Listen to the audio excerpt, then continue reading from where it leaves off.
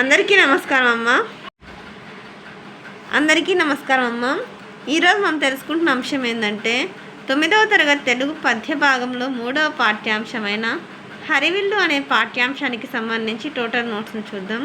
వీడియోలోకి వెళ్ళే ముందు ఇంకా మన ఛానల్ సబ్స్క్రైబ్ చేసుకుని వాళ్ళు ఎవరంటే దయచేసి సబ్స్క్రైబ్ చేసుకొని లైక్ చేసి షేర్ చేసి మీ ఫ్రెండ్స్కు రిలేటివ్స్ అందరికీ సబ్స్క్రైబ్ చేసుకోమని చెప్పండి. నా ఛానల్ని సబ్స్క్రైబ్ చేసుకొని ప్రత్యక్షంగా పరోక్షంగా సపోర్ట్ చేస్తున్న వాళ్ళందరికీ పేరు పేరున ప్రత్యేకమైన హృదయపూర్వక ధన్యవాదాలు. ఇంకా ఆలస్యం చేయకుండా వీడియోలోకి వెళ్ళిపోదాం. పాఠంలో సూర్యోదయం సూర్యాస్తమయాన్ని కవులు ఎలా వర్ణించారో మీ సొంత మాటల్లో రాయండి. జాగ్రత్తగా స్క్రీన్ షాట్ తీసుకున్నాను. ఎక్కడికక్కడ స్క్రీన్ షాట్ తీసుకోండి. ఒకవేళ అక్షరాలు కన్నా క్లియర్ కనిపించకపోతే నెట్ క్వాలిటీ పెంచుకొని స్క్రీన్ షాట్ తీసుకోండి. తర్వాత రెండవ ప్రశ్న, వెన్నెల వెల్లువ దేవతలను సైతం ఎలా భ్రాంతికి లోను చేసిందో వివరించండి. జాగ్రత్తగా స్క్రీన్ షాట్ తీసుకున్నామా. వెన్నెల వెల్లువ దేవతలను సైతం ఎలా భ్రాంతికి లోను చేసిందో వివరించండి. కంటిన్యూషన్ అనా. తర్వాత మూడవ ప్రశ్న, కోలాహల పర్వతం గురించి రాయండి. కోలాహల పర్వతం గురించి రాయండి. జాగ్రత్తగా స్క్రీన్ షాట్ తీసుకున్నాను. తర్వాత క్రింది ప్రశ్నలకు సమాధానాలను రాయండి. ఒకటవ ప్రశ్న, వర్షం కురిసినప్పుడు మీరు పొందిన అనుభూతిని వర్ణిస్తూ మిత్రునికి లేఖ రూపంలో రాయండి. జాగ్రత్తగా స్క్రీన్ షాట్ తీసుకోండి. ఒకవేళ అక్షరాలు కన్నా క్లియర్ కనిపించకపోతే నెట్ క్వాలిటీ పెంచుకొని స్క్రీన్ షాట్ తీయండి. తర్వాత రెండవ ప్రశ్న, ఈ పాఠంలో దాశరథి చీకటిని వర్ణించిన తీరులో మీరు గుర్తించిన విశేషాలను రాయండి. చీకటిని దాశరథి ఎలా వర్ణించారు, దాన్ని మీరేం ఆలోచించినారు, మీరేం గుర్తించినారు దాంట్లో ఉండే విషయాలు. తర్వాతి ప్రశ్న, సాహిత్యంలో కవులు ప్రకృతి వర్ణనకు ఎందుకింతటి ప్రాధాన్యత ఇచ్చారో వివరిస్తూ వ్యాసం రాయండి. ప్రకృతి ఇది కంటిన్యూషన్ అన్న. జాగ్రత్తగా స్క్రీన్ షాట్ తీసుకోండి.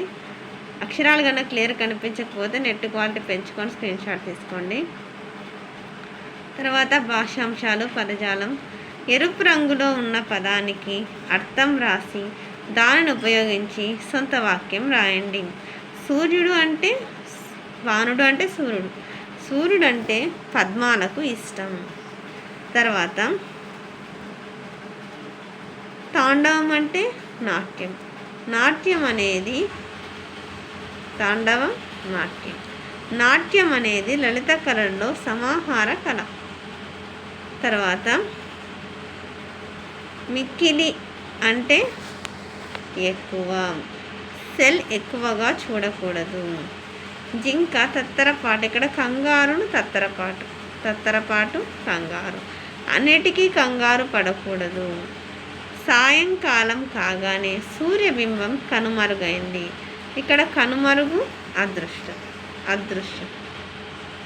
క్రింది పదాలకు పర్యాయ పదాలను రాసి వాటితో వాక్యాలను రాయండి.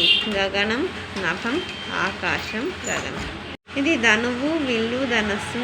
పయోధము, మేఘము, జలధరము. కేదరము, పొలం, పంట భూమి. సస్యము, పంట, పైరు. వెల్లువ అంటే ప్రవాహం, వెల్లి.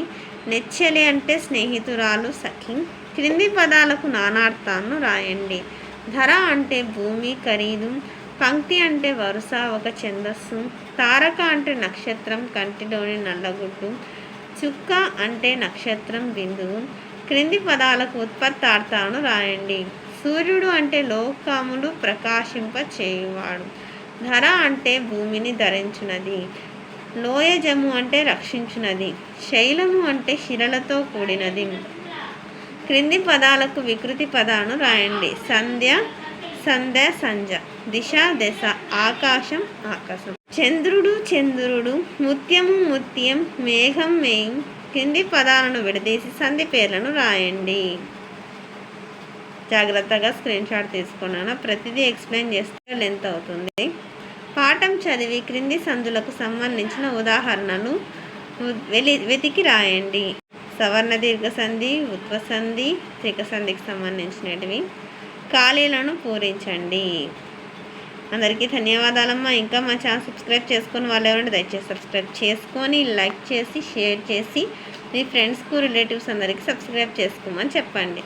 నా ఛానల్ని సబ్స్క్రైబ్ చేసుకొని ప్రత్యక్షంగా పరోక్షంగా సపోర్ట్ చేస్తున్న వాళ్ళందరికీ పేరు పేరున ప్రత్యేకమైన హృదయపూర్వక ధన్యవాదాలు. అందరికీ ధన్యవాదాలు. దయచేసి వీడియోని మాత్రం స్కిప్